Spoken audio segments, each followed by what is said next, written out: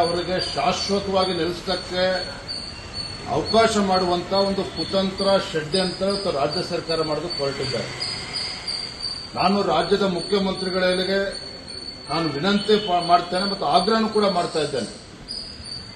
ಅಲ್ಪಸಂಖ್ಯಾತರ ಓಲೈಕೆ ರಾಜಕಾರಣ ಒಂದು ಕಡೆ ಆದರೆ ದೇಶದ ಹಿತದೃಷ್ಟಿಗೆ ಧಕ್ಕೆ ತರ್ತಕ್ಕಂಥ ಇಂಥ ನಿರ್ಧಾರವನ್ನ ಕೈಗೊಳ್ಳಬೇಡಿ. ಈ ರೀತಿ ಕೆಟ್ಟ ರಾಜಕಾರಣವನ್ನ ಬದಿಗಿಡಿ. ರಾಜ್ಯದ ಹಿತವನ್ನು ಕೂಡ ಗಮನಿಸಬೇಕು. ಈ ರೀತಿ ಅಕ್ರಮ ವಲಸಿಗರಿಗೆ ಇವತ್ತು ನೆಲೆನ ಕೊಟ್ಟಿದ್ದು ಸಾಲದು ಅಂತೇಳಿ ಶಾಶ್ವತವೇನು ಕೊಡಕ್ಕೆ ಹೊರಟಿದ್ರೆ ಅದು ಭಾರತೀಯ ಜನತಾ ಪಾರ್ಟಿ ನಾವು ಸಂಪೂರ್ಣ ವಿರೋಧಿಸ್ತೇವೆ. ಬರುವಂತ ದಿನಗಳಲ್ಲಿ ಅದ್ರ ಬಗ್ಗೆ ಜಾಗೃತಿ ಮೂಡಿಸುವಂತ ಕೆಲಸವನ್ನು ಕೂಡ ನಾವು ಮಾಡ್ತೇವೆ.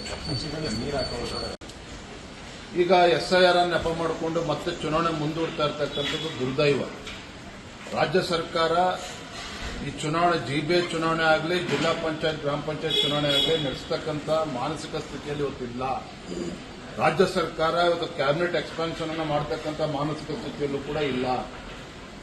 ಇದ್ರ ನಡುವೆ ಬೀದಿ ವ್ಯಾಪಾರಿಗಳ ಬಗ್ಗೆ ಇವತ್ತು ಸಾಕಷ್ಟು ಚರ್ಚೆ ನಡೀತಾ ಇದೆ.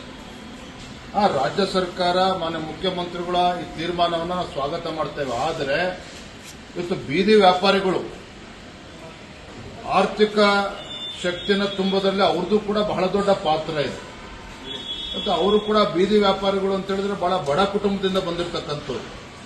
ರಾಜ್ಯ ಸರ್ಕಾರ ಇವತ್ತಿಂತ ತೀರ್ಮಾನ ಮಾಡಬೇಕಾದ್ರೆ ಮುಖ್ಯಮಂತ್ರಿಗಳು ಸಚಿವರು ಏಕಾಏಕಿ ಈ ರೀತಿ ಖಾಲಿ ಮಾಡಿಸೋ ಜೊತೆಗೆ ಅವರಿಗೆ ಯಾವ ರೀತಿ ವ್ಯಾಪಾರ ಮಾಡೋದಕ್ಕೆ ಪರ್ಯಾಯವಾಗಿ ಜಾಗ ಕೊಡಬೇಕು. ಯಾಕಂದ್ರೆ ವ್ಯಾಪಾರ ಮಾಡಲೇಬೇಕಾಗ್ತದೆ, ಜನಸಾಮಾನ್ಯರಿಗೆ ಅನಾನುಕೂಲ ಆಗ್ತದೆ, ವ್ಯಾಪಾರಿಗಳು ಕೂಡ ಬೀದಿಗೆ ಬಿಟ್ಟಂತಾಗ್ತದೆ. ಹಾಗಾಗಿ ಮಾನ್ಯ ಮುಖ್ಯಮಂತ್ರಿಗಳಿಗೆ ತಮ್ಮ ಮುಖೇನ ನಾನು ವಿನಂತಿ ಮಾಡ್ತೇನೆ, ಬೀದಿ ವ್ಯಾಪಾರಿಗಳನ್ನ ಅಲ್ಲಿಂದ ತೆಗೆದಾಕಂಥದ್ದು ಎಷ್ಟು ಮುಖ್ಯನೋ ಬೀದಿ ವ್ಯಾಪಾರಿಗಳ ಹಿತಾಸಕ್ತಿಯನ್ನು ಕಾಪಾಡ್ತಕ್ಕಂಥ ಜವಾಬ್ದಾರಿನೂ ಕೂಡ ರಾಜ್ಯ ಸರ್ಕಾರದ ಮೇಲಿದೆ. ಅವರಿಗೆ ವ್ಯಾಪಾರ ಮಾಡೋದಕ್ಕೆ ಸೂಕ್ತ ಜಾಗವನ್ನು ಕಲ್ಪಿಸಿಕೊಟ್ಟು ಅದನ್ನು ಮುಂದುವರಿಸಬೇಕು ಅನ್ನುವ ಮಾತನ್ನು ಸಂದರ್ಭ ಹೇಳಕ್ಕೆ ಇಷ್ಟಪಡ್ತೇನೆ. ಸಿಎಂ ಕಡತ ವಿಲೇವಾರಿ ಮಾಡೋದಕ್ಕೆ 2 ಗಂಟೆಗಳ ಕಾಲ ಕೊಡ್ತಾರೆ. ಇದಾದ ಮಾಹಿತಿ ಪ್ರಕಾರ 80,000ಕ್ಕೂ ಹೆಚ್ಚು ಕಡತಗಳು ಹಾಗೆ ವಿಲೇವಾರಿ ಆಗದೆ ಉಳಿದಿದೆ ಅಂತ. 80,000 ಕಡತಗಳು ವಿಲೇವಾರಿ ಆಗದೇನೆ ಹಾಗೆ ಇದೆ ಅಂತ ಹೇಳಿದ್ರೆ ರಾಜ್ಯದ ಆಡಳಿತ ಪರಿಸ್ಥಿತಿ ಏನಾಗಿದೆ ಅನ್ನೋದಕ್ಕೆ ಇದಕ್ಕೆ ಒಂದು ಹಿಡಿದಂತ ಕೈಗನ್ನಡಿ ಇದೆ. ಮುಖ್ಯಮಂತ್ರಿಗಳು ಉತ್ಸಾಹದಿಂದ ಅಲ್ಲಿ ಇಲ್ಲಿ ಓಡಾಡ್ತಾ ಇದ್ದಾರೆ, ಬಹಳ ಹೇಳಿಕೆಗಳನ್ನು ಕೊಡ್ತಾ ಇದ್ದಾರೆ, 1 ತಿಂಗಳು ಪೂರೈಸಿದ್ದೇನೆ ಅಂತೇಳಿ ಜಾಹೀರಾತುಗಳನ್ನು ಕೂಡ ನೀಡ್ತಾ ಇದ್ದಾರೆ. ಈಗಲಾದರೂ ಕೂಡ ಎಚ್ಚೆತ್ತುಕೊಂಡು ಕಳೆದ 3 ವರ್ಷದಲ್ಲಿ ಆಗಿರ್ತಕ್ಕಂಥ ವೈಫಲ್ಯಗಳನ್ನು ಸರಿಪಡಿಸಿಕೊಂಡು ರಾಜ್ಯದ ಅಭಿವೃದ್ಧಿಯ ದೃಷ್ಟಿಯಿಂದ, ರಾಜ್ಯದ ರೈತರು ಮತ್ತು ಬಡವರ ಹಿತ ದೃಷ್ಟಿಯಿಂದ ಇನ್ಮೇಲಾದರೂ ಸರಿಯಾದ ರೀತಿಯಲ್ಲಿ ಆಡಳಿತ ನಡೆಸಲಿ ಅನ್ನುವ ಆಶಾಭಾವನೆ ರಾಜ್ಯದ ಜನರಲ್ಲಿದೆ. ಕಾದ್ ನೋಡೋಣ ಎಲ್ಲವೂ ಕೂಡ. ಕೆಂಪೇಗೌಡ ಜಯಂತಿ ದಿನ 15 ಲಕ್ಷ ಸಸಿಗಳನ್ನು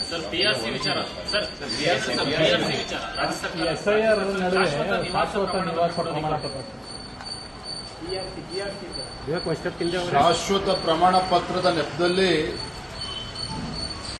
ಕುಮಾರಸ್ವಾಮಿ ಅವರು ಅಪೇಕ್ಷೆ ವ್ಯಕ್ತಪಡಿಸಿದ್ದು ಕೂಡ 3 ಜನ ಎಷ್ಟು ಕಡಿಮೆ ಇರ್ತದೆ ಅಷ್ಟು ಒಳ್ಳೆಯದು ಅನ್ನೋ ಮಾತನ್ನು ಕೂಡ ಹೇಳಿದ್ದಾರೆ.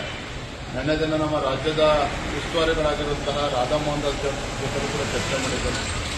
ಭಾರತೀಯ ಜನತಾ ಪಾರ್ಟಿ ಜೊತೆ ಪರವಾಗಿ ಈ ಥರ 3 ಜನ ಇರಬೇಕು ಅಂತೇಳಿ ಅಭಿಪ್ರಾಯನ ನಾವು ಕೊಟ್ಟಿದ್ದೇವೆ. ಇಲ್ಲಿವರೆಗೂ ಕೂಡ ಸಮನ್ವಯ ಅಡ್ಡ ಮತದಾನ ಆ ಸಮಯದಲ್ಲಿ NDA ನಾಯಕರಿಗೆ ಸೀರಿಯಸ್ ಅಡ್ಡ ಮತದಾನ ಆದ್ಮೇಲೆ ಬಂದಿದ್ದು ಯಾವಾಗ ಬಂದಿದ್ದು ಅಟ್ಲೀಸ್ಟ್ ಈಗಂತೂ ನಾವು ಗಟ್ಟಿಯಾಗಿ ತೀರ್ಮಾನವನ್ನಂತೂ ತೆಗೆದುಕೊಂಡಿದ್ದೇವೆ. Not only in the interest of the party, also in the interest of the state. ಕೇವಲ ಭಾರತೀಯ ಜನತಾ ಪಾರ್ಟಿ ಹಾಗೂ JDSನ ಹಿತದೃಷ್ಟಿಯಿಂದ ಅಷ್ಟೇ ಅಲ್ಲ, ರಾಜ್ಯದ ಹಿತದೃಷ್ಟಿಯಿಂದಲೂ ಕೂಡ ಅಭಿವೃದ್ಧಿಯ ವಿಚಾರ ದೃಷ್ಟಿಯಿಂದ ಇಟ್ಕೊಂಡು ಈ ಭ್ರಷ್ಟ ಕಾಂಗ್ರೆಸ್ ಸರ್ಕಾರವನ್ನು ಕಿತ್ತೊಗಿಲೇಬೇಕು. ಮತ್ತೆ ನಮ್ಮ ರಾಷ್ಟ್ರೀಯ ನಾಯಕರ, ರಾಷ್ಟ್ರೀಯ ಅಧ್ಯಕ್ಷರ ಅಪೇಕ್ಷೆ ಕೂಡ ಇರುವಂಥದ್ದು.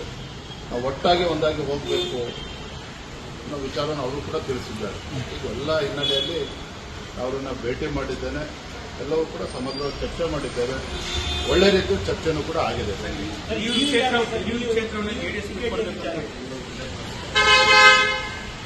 ಅವರ ಅಭಿಪ್ರಾಯವನ್ನ ತಿಳಿಸಿದ್ದಾರೆ. ಪಕ್ಷದ ವತಿಯಿಂದ ನಾನು ಕೂಡ ಹಿಂದೆ ಒಮ್ಮೆ ಭಾರತೀಯ ಜನತಾ ಪಾರ್ಟಿ ಕ್ಷೇತ್ರ ಗೆದ್ದಿರುವಂಥದ್ದು ಇವೆಲ್ಲವನ್ನೂ ಕೂಡ ತಿಳಿಸಿದ್ದೇನೆ. ಇಷ್ಟು ಮಾತ್ರ ಹೇಳ್ತೇನೆ, ಹಿರಿಯೂರು ಆಗಿರ್ಬೋದು, ಧಾರವಾಡ ಇರ್ಬೋದು, ಎರಡೂ ಕ್ಷೇತ್ರದಲ್ಲಿ ನಾವು ಗೆಲ್ಲಬೇಕು. ಹಾಗಾಗಿ ಯಾವುದೇ ಗೊಂದಲಕ್ಕೆ ಅವಕಾಶವನ್ನು ನೀಡಿದ್ದೇನೆ. ಬಿಜೆಪಿ ಹಾಗೂ ಜೆಡಿಎಸ್ ನಡುವೆ ಯಾವುದೇ ಒಂದು ಗೊಂದಲಕ್ಕೆ ಅವಕಾಶವನ್ನು ಕೊಡದೇನೆ ಯಾವ ರೀತಿ ಚುನಾವಣೆಯನ್ನು ಎದುರಿಸಬೇಕು, ಹಿಂದೆ ಆದಂಥ ತಪ್ಪುಗಳನ್ನು ಸರಿ ಮಾಡಿಕೊಂಡು ಯಾವ ರೀತಿ ಒಟ್ಟಾಗಿ ಹೋಗಬೇಕು, ಇವೆಲ್ಲವೂ ಕೂಡ ಚರ್ಚೆ ಮಾಡಿದ್ದೇನೆ. ಅವರು ಕೂಡ ಒಪ್ಪಿಗೆ ಸೂಚಿಸಿ ಸರ್ ಓಪನ್ ಮೈಂಡ್ ಇದ್ದೀರಾ ಅಂತ ಸರ್ ಹಿರಿಯೂರು ಕ್ಷೇತ್ರ ಬಿಟ್ಕೊಡೋ ವಿಚಾರ ನಾನು ತೀರ್ಮಾನ ಮಾಡುವಂಥದ್ದಲ್ಲ. ನಮ್ಮೊಂದು ರಾಷ್ಟ್ರೀಯ ಪಕ್ಷ, ರಾಷ್ಟ್ರೀಯ ನಾಯಕರು ತೀರ್ಮಾನ ಮಾಡಬೇಕಾಗ್ತದೆ. ನಮ್ಮ ಪಕ್ಷದ ಅಭಿಪ್ರಾಯವನ್ನು ಮಾನ್ಯ ಕುಮಾರಸ್ವಾಮಿ ಅವರಿಗೆ ತಿಳಿಸಿದ್ದೇನೆ. ಯಾವುದೆಲ್ಲ ಗೊಂದಲಕ್ಕೆ ಅವಕಾಶ ಕೊಡದೇನೆ ಹೇಗೆ ಮುಂದೆ ಹೋಗಬೇಕು ಕೂಡ ಚರ್ಚೆ ಮಾಡೋಣ ಅನ್ನೋ ಮಾತನ್ನು ಅವರು ಹೇಳಿದ್ದಾರೆ. ಜಿಬಿಎಸ್ ಚುನಾವಣೆ ಮತ್ತೆ ಸುಪ್ರೀಂ ರಾಜ್ಯ ಸರ್ಕಾರ ಈಗಾಗಲೇ ಸುಪ್ರೀಂ ಕೋರ್ಟ್ ಮತ್ತೊಮ್ಮೆ ಅರ್ಜಿಯನ್ನು ಹಾಕಿರುವಂತ ತಮಗೆ ಗೊತ್ತಿದೆ. ಹಾಗಾಗಿ ಇವರು ಯಾವಾಗ ಚುನಾವಣೆ ಮಾಡಬೇಕು, ಆಗಸ್ಟ್ ಎಂಡ್ ಪ್ರಚಲಿತ ರಾಜಕಾರಣದ ಬಗ್ಗೆ ಸವಿಸ್ತಾರವಾಗಿ ಚರ್ಚೆನ ನಾನು ಮಾಡಿದ್ದೇನೆ. ಮುಂಬರುವಂತಹ ಉಪಚುನಾವಣೆ ಇರಬಹುದು, ಹಿರಿಯೂರು ಮತ್ತೆ ಧಾರವಾಡ ಕ್ಷೇತ್ರದ ಉಪಚುನಾವಣೆ, ಮತ್ತೆ 4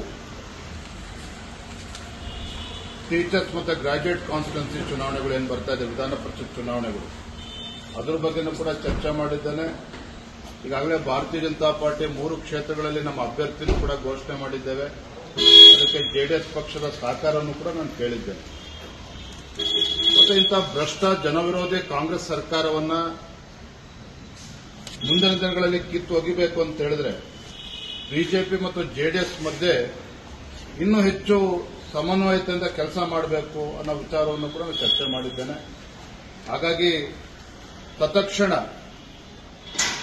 ಬಿಜೆಪಿ ಮತ್ತು ಜೆಡಿಎಸ್ನ ಒಂದು ಕೋಆರ್ಡಿನೇಷನ್ ಕಮಿಟಿ ಅದನ್ನು ಘೋಷಣೆ ಮಾಡಬೇಕು. ಭಾರತೀಯ ಜನತಾ ಪಾರ್ಟಿ ಕಡೆಯಿಂದ ನಾನು ಅಂದರೆ ರಾಜ್ಯದ ಅಧ್ಯಕ್ಷರು ಮಾನ್ಯ ಆರ್ ಅಶೋಕ್ ಅವರು ಮತ್ತು ಪ್ರಹ್ಲಾದ್ ಜೋಶಿಜಿಯವರು ನಾವಿರ್ತೇವೆ. ಮತ್ತು ಜೆಡಿಎಸ್ ಕಡೆಯಿಂದ ತಾವು ಕೂಡ ಇರಬೇಕು ಮತ್ತು ಇನ್ನಿಬ್ಬರ ಹೆಸರನ್ನ ಸೂಚಿಸಬೇಕು ಅನ್ನೋ ಮನವಿಯನ್ನು ಕೂಡ ನಾನು ಮಾಡಿದ್ದೇನೆ. ಅವರು ಕೂಡ ಅದಕ್ಕೆಲ್ಲದಕ್ಕೂ ಕೂಡ ಸಹಮತವನ್ನು ವ್ಯಕ್ತಪಡಿಸಿದ್ದಾರೆ. ಇಲ್ಲ ನಾವು ಒಟ್ಟಿಗೆ ಬಿಜೆಪಿ ಮತ್ತು ಜೆಡಿಎಸ್ ಏನೇ ಸಮಸ್ಯೆಗಳು ಬಂದರೂ ಕೂಡ ಇಲ್ಲಿ ಕೂತು ಚರ್ಚೆ ಮಾಡಿ ಇನ್ನೂ ಹೆಚ್ಚು ಉತ್ಸಾಹದಿಂದ ಕೆಲಸ ಮಾಡಬೇಕು. ಭ್ರಷ್ಟ ಕಾಂಗ್ರೆಸ್ ಸರ್ಕಾರವನ್ನು ಕಿತ್ತೊಗೆಯುವಂಥ ಕೆಲಸ ಮಾಡೋಣ ಅನ್ನೋ ಮಾತನ್ನು ಕೂಡ ಅವರು ತಿಳಿಸಿದ್ದಾರೆ.